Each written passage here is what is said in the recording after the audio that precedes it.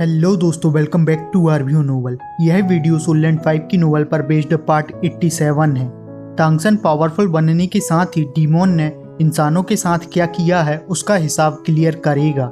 साथ ही आगे तांगसन emperor white tiger को बताता है डीमोन ओरिजिनल नहीं है, कहीं ना कहीं उनके रूट भी इंसानों से ही आए हैं। और इस तरह से तांगसन एम्परर व्हाइट टाइगर को फ्यूचर में इमोर्टल होने के सपने दिखाता है, जहां वह उसे ले जा सकता है। और यह इसलिए क्योंकि वह मेई का ग्रैंडफा है। हालांकि एम्परर व्हाइट टाइगर यह सब सुनने के साथ ही तांगसन से कहता है, यह क्या बकवास कर रहे हो, कोई भी इमोर्टल नहीं हो सकता है। तब तांगसन काफी कुछ इस प्लान से जुड़ी हुई जानकारी देता है और आगे तांगसन बताता है इसे सुपर ब्लड लाइन के साथ किया जा सकता है। कहते हुए अपने क्योस ब्लू सिल्वर एम्परर को एक्टिव कर लेता है, जिसके चारों ओर 4-4 मार्क होते हैं। इसी के बीच क्रिस्टल मार्क भी होता है जो फ्लैश होने के साथ जाग जाती है और तांगसन के सामने दिखाई देती है, जो अभी देखने में 13 या 14 साल की लग रही होती है। एम्परर ग्रेट व्हाइट टाइगर अपनी जलती हुई निगाहों से जिंगजिंग को घूर रहा होता है और जिंगजिंग तांगसन से कहती है, वास्तव में तुम्हें इंसानों के लिए ऐसा करने की जरूरत नहीं है और तुम्हें तो इंसान बिल्कुल भी नहीं माना जा सकता है। इस तरह से वह तांगसन से पूछती है, सही है ना? तांगसन ने कहा होता है, इससे कोई फर्क नहीं पड़ता, मैं इंसान हूँ, लेकिन मैं अपनी जगह वापस जा सकता हूँ। तब जिंगजिंग कहती है, ठीक है, जो भी हो, मैं तो तुम्हारी गाड़ी में बैठ चुकी हूँ, अब आगे जो भी हो। जिंगजिंग व्हाइट टाइगर की ओर रुख करते हुए कहती है, क्या तुम अपनी आंटी क्रिस्टल को नहीं जानते हो? इतना सुनने के साथ ही व्हाइट टाइगर की आंखें सिकुड़ जाती हैं।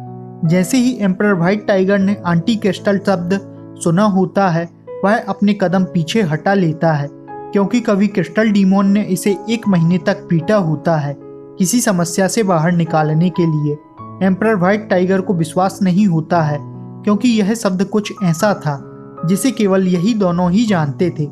आगे जिंगजिंग कहती है, मेरा मरना वह भी इतनी आसानी से, बस मैंने अभी फिर से जन्म लेने के लिए तांगसन को फॉलो किया है और तुम भी इस पर विश्वास कर सकते हो, तुम्हें भी हमारे साथ आना चाहिए। अब एम्परर व्हाइट टाइगर को सब कुछ समझ आ जाता है, जिसे वह सोचने के साथ भविष्य में सब कुछ बताएगा। क्रिस्टल डीमोन एम्परर ने एम्परर व्हाइट टाइगर को पूरे 1 महीने तक पीट कर ट्रेनिंग दी होती है, जिससे वह अपने किलिंग इंटेंट को कंट्रोल कर सका था।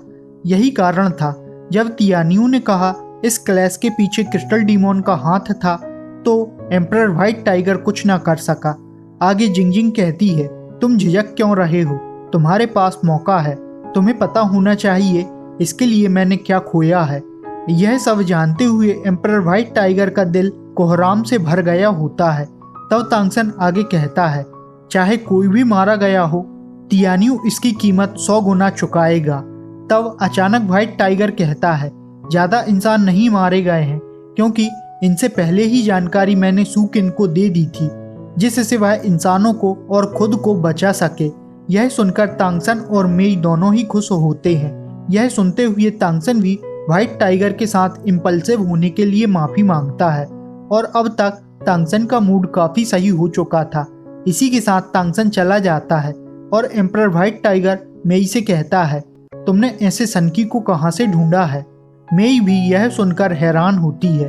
कभी मेई ने तांगसन को उसके दुबले पतले होने के साथ देखा हुआ था और आज तांगसन का क्या हाल है। जगह गोल्डन वैली। जल्दी ही तांगसन यहाँ पहुंच जाता है। तांगसन के आने के साथ होंगी दिखाई देती है। तांगसन इन्हें देखते हुए जल्दी ही एकेडमी की ओर चला जाता है, जहाँ वह मेयर से मिलने वाला होता है, लेकिन उससे पहले होंगी से कुछ पूछता है। शुरू में तो तांगसन होंगी से ही पूछने लगता है, लेकिन उसे ज्यादा जानकारी नहीं मिली होती है। लेकिन मरने वालों की संख्या 4700 से कुछ अधिक ही होती है। तांगसन को यह सुनकर काफी दर्द होता है, लेकिन यह लाखों इंसानों की जगह तो ठीक ही है। आगे होंगी बताती है, उन सभी ने अपना सेक्रीफाइस दिया है। मारे गए इंसानों में बूढ़े और विकलांग होते हैं, जिससे तांगसन के दिल में और भी नफरत भर गई होती है और जल्दी ही तांगसन मेयर को खोजने के लिए निकल जाता है। इस तरह से तांगसन मेयर से मिल जाता है। तांगसन ही ऐसा होता है जो मेयर को मास्टर कहता है। बाकी सभी के लिए झांग हाक्सुआन डीन या मेयर होता है, जिससे वह तांगसन को पहचान जाता है यह कौन है। तांगसन को देखने के साथ ही मेयर की आंखों में आंसू होते हैं और मेयर तांगसन को सीधे ही गले से लगा लेता है और पूरी घटना में क्या क्या हुआ सभी कुछ बताता है। यहाँ पर मेयर सभी के घरों को पेड़ पौधों की हेल्प से छिपा रहा था, जिससे वह बच सके। आगे इनकी इसी तरह से बातें होती हैं।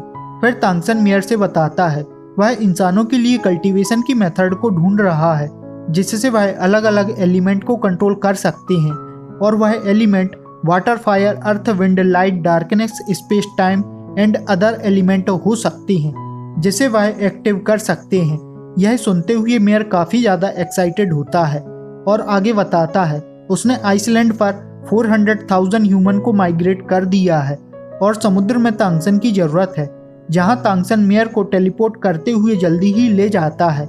यह क्रिसेड द्वीप होता है। यहाँ 200,000 ह्यूमन रह रहे होते हैं।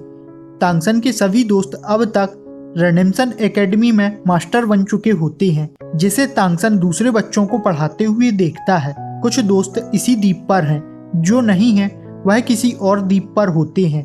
तांगसन बात करते हुए द्वीप के किनारे पर पहुंच जाता है।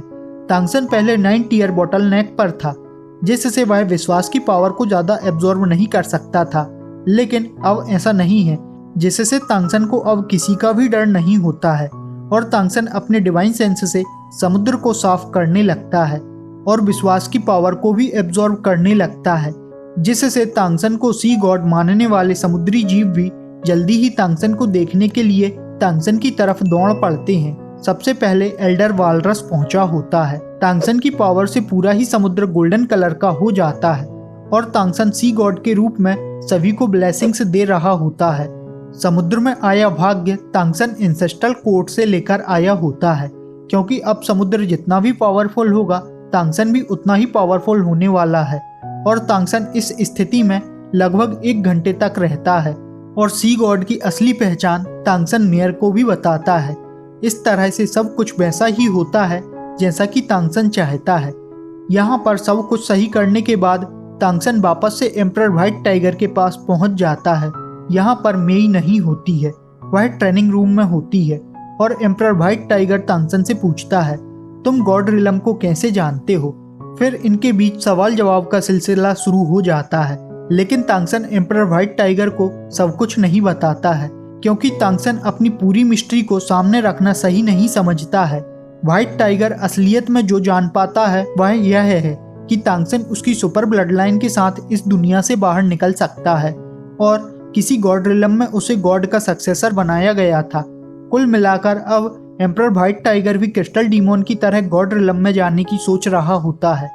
आगे एम्परर व्हाइट टाइगर तांगसन के कहे अनुसार एक ह्यूमन बॉडी की खोज करने के लिए अपनी सिटी में चला जाता है और तांगसन मेई से मिलता है। तब वह कैरी सिटी में क्या क्या हुआ होता है उसकी पूरी जानकारी मेई को देता है। आगे तांगसन उसे यह भी बताता है वह पिकॉक डीमोन को जिंदा करने के लिए ह्यूमन बॉडी का यूज करने वाला है। अब ऐसा करने के तांगसन के पास कई कारण होते हैं, जैसे कि यदि वह ह्यूमन रहेगा तो उन्हें अच्छे से समझ सकता है। दूसरी ओर पिकॉक डीमोन की संख्या इतनी अधिक नहीं है कि किसी को अलग से मारा जा सके। और आगे हमें तांगसन और मेई की बातों से पता चलता है तांगसन इस बार गॉड किंग ही नहीं बल्कि हमेशा के लिए इमोर्टल होने के बारे में सोच रहा होता है। साथ ही उसकी जर्नी इस यूनिवर्स के साथ खत्म होगी, क्योंकि गॉड रिलम इस यूनिवर्स के रूल सेट में कहीं छोटा होता है।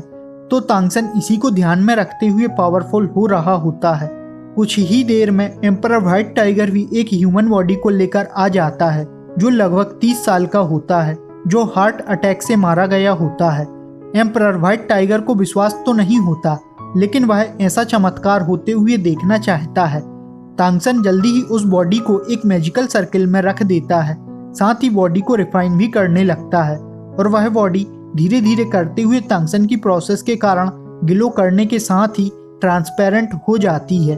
तांगसन लगातार उसमें जुआन टियानगोंग से पावर को इंजेक्ट कर रहा होता है। साथ ही तांगसन ऐसा करने के लिए सी गॉड की पावर का भी यूज करता है, जिससे सी गॉड की लाइट के कारण बॉडी रिफाइन हो रही होती है और आखिर में तांगसन टाइम एंड स्पेस बीकन में से पीकॉक डिमोन के सेंस को निकालकर बॉडी में इंजेक्ट करता है, जिससे तांगसन अपने काम में तो सक्सेस हो जाता है, लेकिन पीकॉक डिमोन जागा नहीं होता है, जिससे तांगसन उसे जगाने के लिए अलग अलग शब्द और बातें कहता है।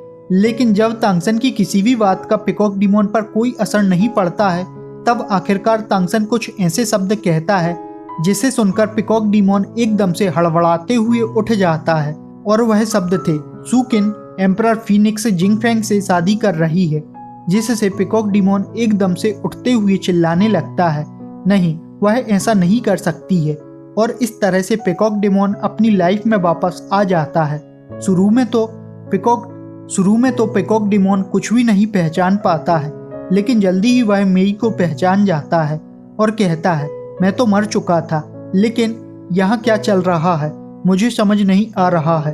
तब मेई बताती है, तुम्हें तांगसन ने फिर से जिंदा किया है। फिर कुछ देर बाद पीकॉक किंग को अपनी बॉडी में चेंजेस समझ आते हैं और उतने में नजरें एम्परर व्हाइट टाइगर पर पड़ती हैं, जिससे वह उसे देखने के साथ ही शॉक होता है और ग्रीट करता है। फिर तांगसन पीकॉक डिमोन को पूरी ही बातें समझाता है। मेई भी काफी इमोशनल होने के साथ पीकॉक किंग को देख रही होती है। भले ही पीकॉक डिमोन की बॉडी बदल चुकी हो, लेकिन वह रहेगा तो हमेशा मेई का पिता ही। अब आगे जब तक मेई एंसेस्ट्रल कोर्ट में रहने वाली है, तब तक तांगसन भी रहेगा और पीकॉक किंग के लिए उसकी कल्टीवेशन की मेथड डेवलप करने की कोशिश करेगा। साथ ही पीकॉक किंग को भी उसकी नई बॉडी को समझने में भी कुछ टाइम लगने वाला है, और पीकॉक किंग पीकॉक प्रिंसेस से मिलने के लिए एक्साइटेड होता है। और अब से पीकॉक डिमोन किंग का नाम जियो हे रखा गया होता है।